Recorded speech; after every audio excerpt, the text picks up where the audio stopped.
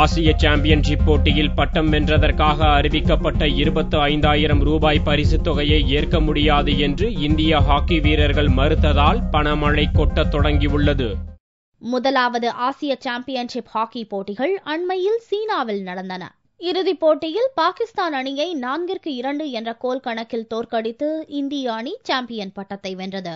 இந்த போட்டியில் வெற்றி பெற்று நாடு திரும்பிய ராஜ்பால் சிங் தலைமையிலான இந்திய ஹாக்கி அணிக்கும் மகளிர் பிரிவில் 4ஆம் இடம் பிடித்த மகளிர் ஹாக்கி அணிக்கும் ஹாக்கி இந்தியா அமைப்பின் சார்பில் பாராட்டு விழா டெல்லியில் நடந்தது.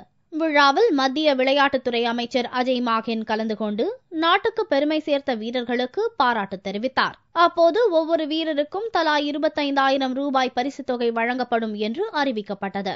பரிசுத் தொகை மிகவும் குறைவாக இருப்பதாக கூறி பரிசுத் தொகையை ஏற்க அணி வீரர்கள் ஒட்டுமொத்தமாக மறுத்துவிட்டனர். தங்களது சாதனைக்கு உரிய அங்கீகாரமாக அந்த பரிசுத் தொகை இல்லை என்றும் பரிசுத் தொகையை நிராகரிப்பதற்கு தங்களுக்கு உரிமை இருக்கிறது என்றும் வீரர்கள் கருத்து தெரிவித்தனர். ஹாக்கி இந்தியா அமைப்பில் உள்ள புகைச்சல் காரணமாக இந்த விளையாட்டுக்கு பல இன்னல்கள் ஏற்பட்டு வருவதாகவும் வீரர்கள் கருத்து தெரிவித்தனர். ஹாக்கி இந்தியாவின் இதுபோன்ற செயல்பாடுகளால் வீரர்கள் சோர்வடைந்து விடவும் வாய்ப்பிருப்பதாக கண்டன கணைகள் கிளம்பின.